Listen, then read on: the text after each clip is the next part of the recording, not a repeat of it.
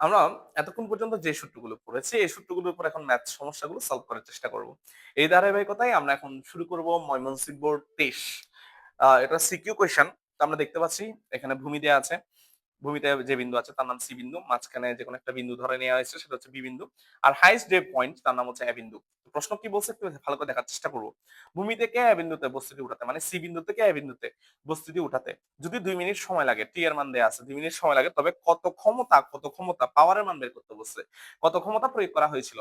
সবচেয়ে উল্লেখযোগ্য বিষয় হচ্ছে এই যে সি থেকে এ বিন্দুর একটা উচ্চতা কিন্তু আমার প্রশ্নে দেওয়া আছে কত মিটার, 60 মিটার, এবং বস্তুর ভর অলরেডি কোশ্চেনের ডাটা হিসেবে দিয়ে দিচ্ছে 5 কেজি। তাহলে এম সমান কত কেজি? 5 কেজি। এর সমান দিয়ে দিচ্ছে কত মিটার? 60 মিটার। তাহলে আমার এখন ক্ষমতা বের করতে হবে। তো বোঝা যাচ্ছে এম কেজি ভরে কোন একটা বস্তুকে এইচ উচ্চতায় তুলতে ক্ষমতা সূত্র হচ্ছে P equal to M G H by T. M এর মান হচ্ছে 5 কেজি, জি এর মান হচ্ছে 9.8, এইচ এর মান হচ্ছে 60 মিটার। 2 মিনিট সময় লাগে বলছে, আমরা জানি সময়ের একক হচ্ছে সেকেন্ড। তাহলে মিনিটকে সেকেন্ডে কনভার্ট করতে হবে, তাহলে 60 দিয়ে কি করতে হবে? গুণ করতে হবে। তাহলে আমরা জানি 6×12 120 কি সেকেন্ড। তাহলে এখান থেকে আমরা বের করে ফেলবো।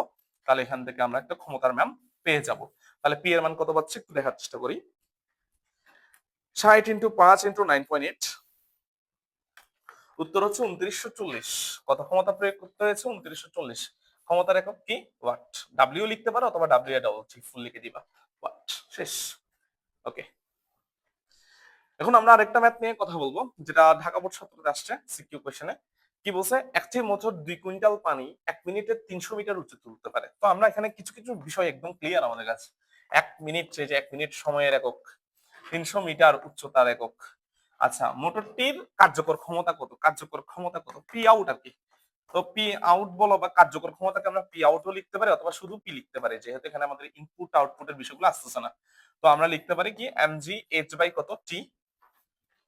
তো এখানে সবচেয়ে গুরুত্বপূর্ণ হচ্ছে 2 কুইন্টাল পানিকে আমাদের কেজিতে রূপান্তর করতে হবে, কারণ ভরের একক হচ্ছে কেজি। তো আমরা যদি এটা রূপান্তর করতে চাই, তো একটা জিনিস জানতে হবে 1 কুইন্টাল সমান 100 কেজি। এই জিনিসটা আমরা অনেকে জানি না। তো এখন শিখলাম 1 কুইন্টাল সমান কত কেজি? 100 কেজি। তাহলে বলো তো, সুতরাং 2 কুইন্টাল সমান আমরা কি লিখতে পারি? 2 কুইন্টাল সমান লিখতে পারি 200 কেজি। দ্যাট মিনস আমরা বলতে পারি এখানে এম এর মান হচ্ছে কত? 200। তাহলে যেখানে এম আছে সেখানে আমরা কত বসে দিব? 200। জি এর মান 9.8, এইচ এর মান হচ্ছে 300, আর আছে 1 মিনিট। 1 মিনিট সমান কত সেকেন্ড? 60 সেকেন্ড। তাহলে আমরা করে ফেলি 200 ইন্টু 9.8 ইন্টু 300 ভাগ ভাগ 60 সেকেন্ড, উত্তর হচ্ছে 9800। আমরা জানি ক্ষমতার একক হচ্ছে ওয়াট। ডাব্লিউ লিখলে কোনো প্রবলেম নাই, ডাব্লিউ এর ডবল সি লিখলে কোনো প্রবলেম নাই। শেষ কার্যকর ক্ষমতা। ম্যাথ নাম্বার 9, গুরুত্বপূর্ণ কোয়েশ্চেন, খুবই গুরুত্বপূর্ণ কোয়েশ্চেন, একটু দেখার চেষ্টা করি। এটা আসছে দিনাজপুর বোর্ড 16-তে। আমরা দেখতে পাচ্ছি এখানে 40 কেজি 60 কেজি দুইটা ভর দেওয়া আছে।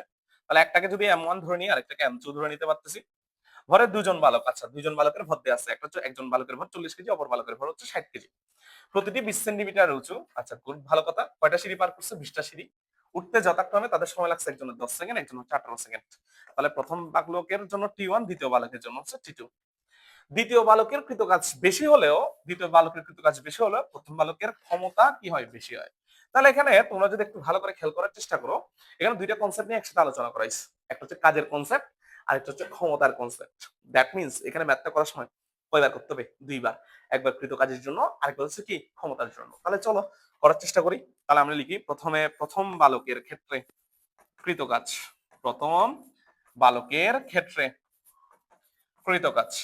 যেহেতু তারা 20টা সিঁড়ি বেয়ে বেয়ে উঠে এইচ উচ্চতায় উঠতেছে, তাহলে সূত্র একদম ডাব্লিউ ওয়ান ইকুয়াল টু কি লেখা যায়? M G H. তো এখানে তুমি চাইলে এম1 দিতে পারো প্রথম বালক বুঝাতে।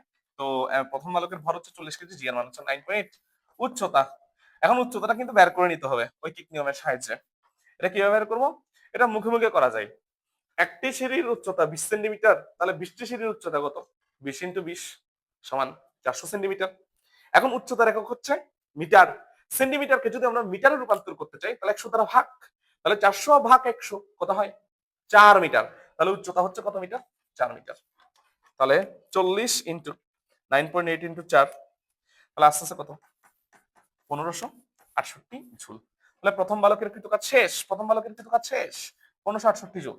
এবার আমরা বের করব সুতরাং দ্বিতীয় বালকের কৃতকাজ। দ্বিতীয় বালকের কি কাজ? কৃতকাজ। ওকে, দেখার চেষ্টা করি। W2 ইকুয়াল টু M2GH, ওই যে দ্বিতীয় বালকের ভর। দ্বিতীয় বালকের ভর কত কেজি রে? 60 কেজি। জি এর মান কত? 9.8, উচ্চতা হচ্ছে 4। তাহলে 60 ইন্টু 9.8 ইন্টু 4, উত্তর আসছে 1352 জুল। 1352 জুল। এবার আমরা আমাদের কথাগুলো মিলানোর চেষ্টা করব। কি বলছে লাস্ট লাইনটা? দ্বিতীয় বালকের কৃত কাজ বেশি হবে। এই যে দ্বিতীয় বালকের কৃত কাজ 1352 জুল, প্রথম বালকের কৃত কাজ 1568 জুল। অবশ্য অবশ্য দেখা যাচ্ছে দ্বিতীয় বালকের কৃত কাজ কি হয়েছে? বেশি হয়েছে। কিন্তু এখানে কিন্তু ম্যাথ শেষ নয়। এই যে এখানে একটা কথা লিখছে, কোথায় কোথায় হলেও প্রথম বালকের ক্ষমতা বেশি। তাহলে এখন কাজ হচ্ছে কি? প্রথম বালকের ক্ষমতা এবং দ্বিতীয় বালকের ক্ষমতাটা কি করা? বের করা। তাহলে চলো বের করি। সুতরাং প্রথম বালকের ক্ষমতা, প্রথম বালকের কি ক্ষমতা, কি লিখবো? P1 equal to W1/T।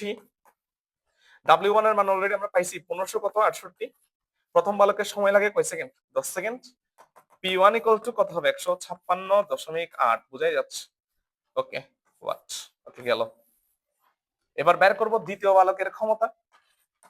দ্বিতীয় বালকের ক্ষমতা আমরা এখন দেখার চেষ্টা করব দ্বিতীয় বালকের আসলে ক্ষমতাটা কত।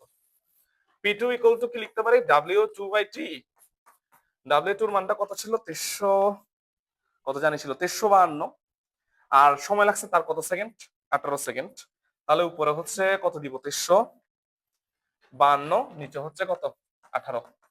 তাহলে দেখি 18, 352 ভাগ হচ্ছে 18, তাহলে উত্তর হচ্ছে 130.66। 130.66 ওয়াট। P2। তাহলে আমরা এখান থেকে কি সিদ্ধান্ত নিতে পারি? প্রথম বালকের ক্ষমতা P1 ইজ গ্রেটার দেন কি? P2। অর্থাৎ প্রথম বালকের ক্ষমতা তার চেয়ে বেশি, দ্বিতীয় বালকের চেয়ে বেশি। আবার এখান থেকে সিদ্ধান্ত দিতে পারি কি? W1 থেকে W2 বড়, মানে দ্বিতীয় বালকের কৃত কাজ বেশি তার থেকে প্রথম বালক থেকে। তাহলে সবগুলো মিলাইলাম। দ্বিতীয় বালকের কৃত কাজ বেশি হলেও প্রথম বালকের ক্ষমতা বেশি। দ্বিতীয় বালকের কৃত কাজ আমরা বেশি পাইছি। এখন আমরা দেখবো প্রথম বালকের ক্ষমতাও কি হয়েছে? বেশি হয়েছে। তাহলে এটা হচ্ছে গাণিতিক ভাবে কি প্রমাণ। এর মাধ্যমে ম্যাথটা শেষ হলো। ধন্যবাদ সবাইকে।